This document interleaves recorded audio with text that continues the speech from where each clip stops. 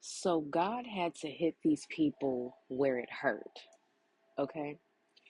And I got this download yesterday and I had to let it sit and marinate before I speak on it. But basically, you are dealing with a group of people, and this group of people was just downright nasty to you. This was a moment in time, a very tumultuous time in your life where you were surrounded by a lot of just mean, abusive, nasty people with bullyish behavior. And you had never been in an experience where there were so many people that carry the same energy of this negativity, of this nastiness, and being so cold hearted, and the fact that they're just so comfortable being so mean, so comfortable being an asshole, so comfortable being so cold hearted. And to add insult to injury, not only were these people super fucking mean, but these people targeted you specifically. Like, these people were just mean people in general, so they just were mean to others. But they gave you this extra special type of mistreatment. Like, when it got to you, these people would just let all hell break loose onto you. It's like with you, they would just talk to you with no fucking filter. When it got to you, these people would just bully you and push you around, and it's like these people got a fucking kick out of it. And they were getting a kick out of it because one, you were letting these people bully you because you didn't know how to defend yourself at the time. And two, because your self-worth was so very low at the time that you thought that this type of behavior was normal, that you thought that you just had to put up with stuff like this. You thought like, oh, I'm just this person that people just pick on. Oh, it is what it is. But no, baby, like, that's not your portion. That's not your portion. Your portion is to be respected, to be appreciated, to be loved, to be valued, to be treated with kindness and decency. And they were giving you the total opposite. They were disrespectful. They were tolerating you. They were treating you with hatred and coldness and wickedness. And they caused a lot of hurt internally. These people did a lot of things to stab you in the back, and they stabbed you right in the heart. These people put so many swords in your back, so many swords in your heart. Like, these people betrayed you and broke your heart by how horrible they treated you. And because that pain was scarring to your soul, these people had to experience a pain that would be scarring to their soul. You following me? So when this karma started to come back into their life, because they did reap what they sow, and that they will continue to reap what they sow, because the abuse that they put you through, this went on for some time. I'm hearing this went on for years for some of you. That for years, these people were just treating you this way and they didn't let up. They didn't stop. It was getting progressively worse. Like, not one time did they ever think, let me stop, let me leave them alone. This is wrong. No, they never thought it was wrong. They were enjoying it because they had so many skeletons in their own closet that they needed to address, so many demons that they were dealing with internally that they needed to conquer and control. But instead, they wanted to focus on the skeletons in your closet to ignore the twice as many skeletons as they had in their closet, but they want to focus on the small ones that you had in yours, or the small amount that you had in your closet. Because they could not control their demons, they let those demons consume them and control them. Because they could not control their demons, thus their demons controlled them and came against you in that way. They did play a role because they they allowed the demons to take over their subconscious. And because their subconscious is so wicked, they never thought once that the behavior that they were doing was wrong. That's why these people need help, because these people are cold hearted. These people are very low vibrational. They are the ones that need help, because there's no reason for people to just continuously be so mean to someone that really isn't doing anything to them that is deserving of that type of treatment. Like, it'll be different if you were out here just slandering their name and just talking all of this shit about them or whatever. And there may have been rumors about that, but that wasn't even the case. and you still were a kind-hearted person to them, you still were giving to them, you put up with a lot of shit from these people, and they shouldn't have treated you in the way that they did. So God had to humble the fuck out of these people, and God had to hit them where it hurt. So what, and another thing that happened is that because of all of this pain that they had projected onto you, you went back home to your family and you started projecting that pain onto your family, to the people closest to you, because you had just got thrown a lot of dirt, a lot of just pain and abuse on you, that you had to release it. You didn't have an outlet. So your family was your outlet, and you were just giving that energy to them, and your family was looking like you changed, you're different, you're sadder now, you're more depressed, you're more angry, you're being more mean now, what is going on? And they weren't realizing that the severity of how horrible these people were treating you was causing you to behave this way. These people caused a ripple effect in your life, and their hurt caused you to hurt other people. So their hurt not only you, but hurt your loved ones, hurt your family. This is how a big of an impact it was, baby. This is why all of the karma that they are receiving, they absolutely deserve. When you see it, stay the fuck out the way. Don't get in the crossfire, because you could get shot in the crossfire, figuratively. Don't get in the way. You stand back, you turn your head, you turn the other cheek, and you walk away. You don't even watch. You turn away. Because they need to receive exactly what they are owed. And God had to hit them where it hurt. God had to find a way to inflict the same type of pain that was going to scar their soul onto them, so that they can understand how it feels to have your soul permanently scarred. So for some, this person did, like, for some of you, some people did some things so wrong and so horrible to you, and they were so mean to you, that you projected that pain onto a parent of yours, and you made this parent like upset. You probably made this parent cry. So the karma for that was the fact that the person that inflicted this pain onto you, they lost their parent, like 6 feet under in a coffin, lost their parent, because the pain that they projected onto you hurt your parent.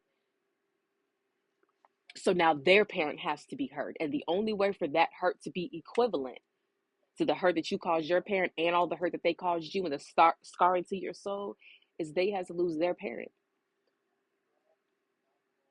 Unfortunately, that parent could have lived more years had that person did right. But because they did not do right, God had to take their parent up out this realm to show them how much it hurt. That was scarring to their soul. For some people, their physical appearance is their, because it's different energy, it's different people, right? But they're, for some people, some of these people that have hurt you were very like particular about their physical appearance. Like they're very vain, very conceited, very focused on their image. Like they focus more on their outer appearance than they do their inner self. And because of all the pain that they inflicted onto you, now their outer appearance is affected. Their outer appearance reflects back the pain and the just the negativity in their soul. Basically, like the cold heartedness, the corruption of their soul, how negative they are, all of that is reflecting back on their physical appearance. These people could have gained a lot of weight. They could not be as attractive as they used to be. They just don't look as attractive as they used to be, because now their physical appearance is affected, because God had to hit them where it hurt. It's like the main thing you care about is your appearance, and now I'm going to alter your appearance. Now your appearance is going to reflect all the insecurities that you actually carry.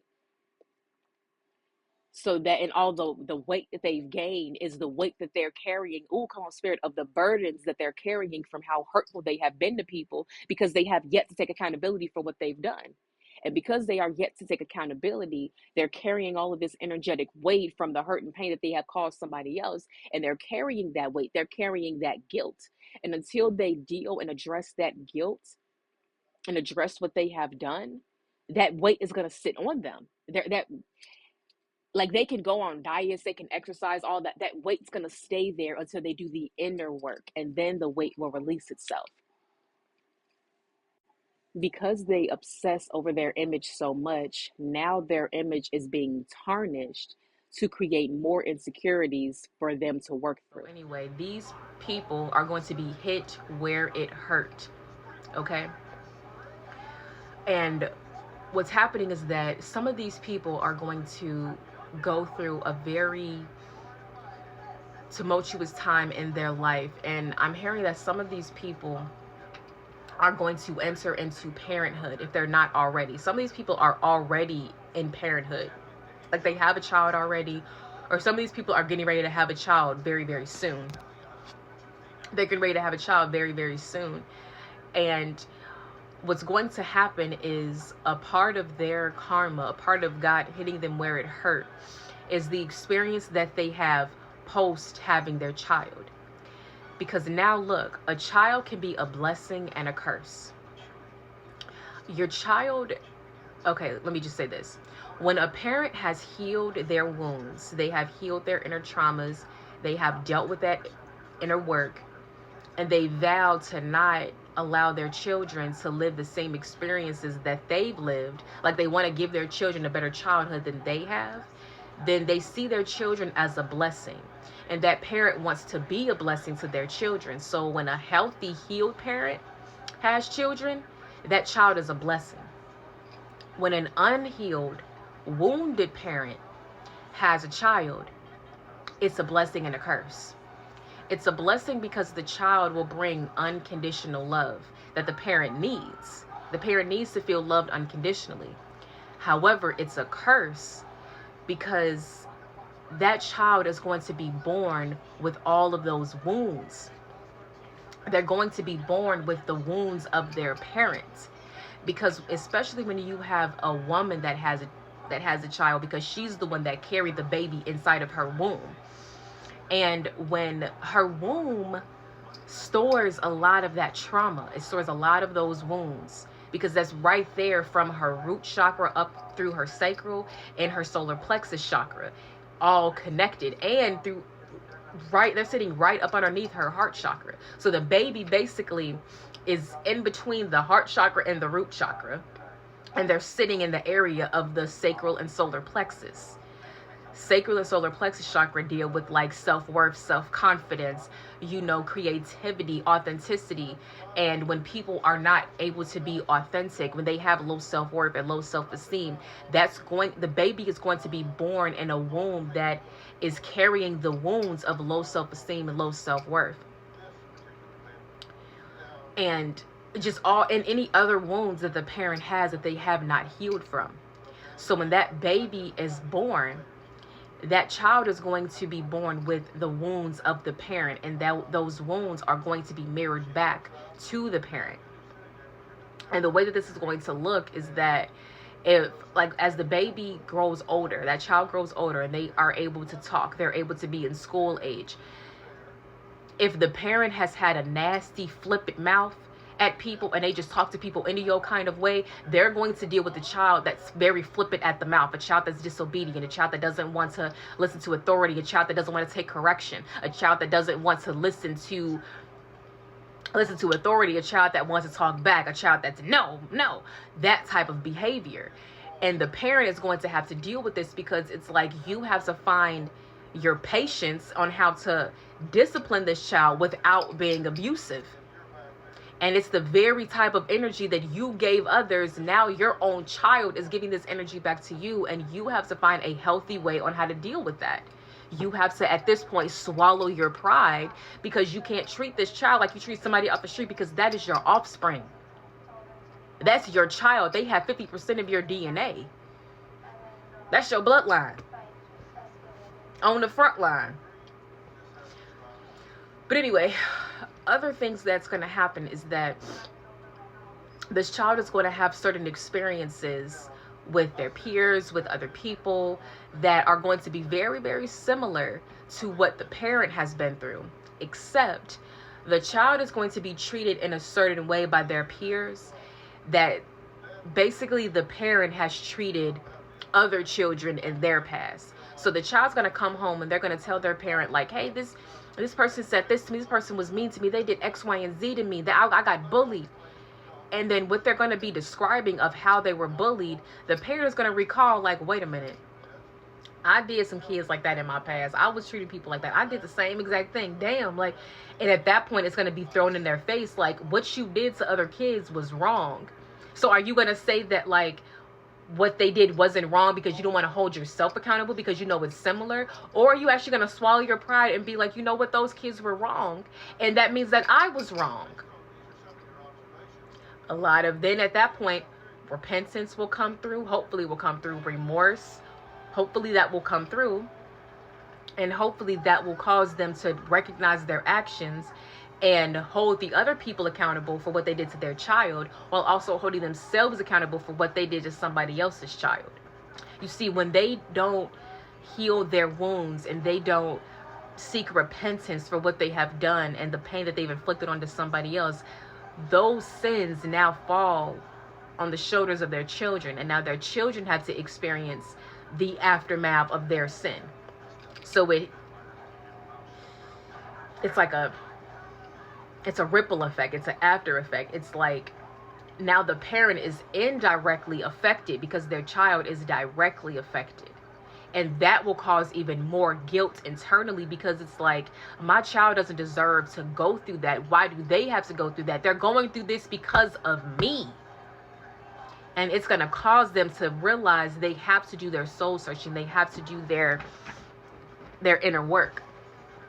And for some, these people are going to go through postpartum, if they're not already. But they're going to go through postpartum, and it's going to be the severity of postpartum depression, because that postpartum depression is going to lead them into a very deep, dark depression, which is going to lead to the dark night of the soul. So that postpartum depression is going to lead them into their dark night of the soul. So coupled with the fact that they're going through the dark night of the soul, they're also going through postpartum, while they also have a child to take care of. So imagine when you were going through your dark night of the soul, where all of your past from birth up into present day, everything that you've been through, all the wounds, all of the emotions, all of the pain that you've been through, all of that is coming up to the surface to be healed and dealt with and faced. And it's like a whirlwind of emotion. It's like a tornado, like a hurricane. Imagine going through all of that when you have a child to take care of. You have a crying baby in the background, where when you want to just get some time to just be to yourself, to kind of like deal with your mental, deal with your emotional, you have a child that needs attention. You have a child that you need to attend to. You have a child that's tapping you and wants you, mommy, or daddy. When you're going through all of this in your head, and it's a child that is, mommy.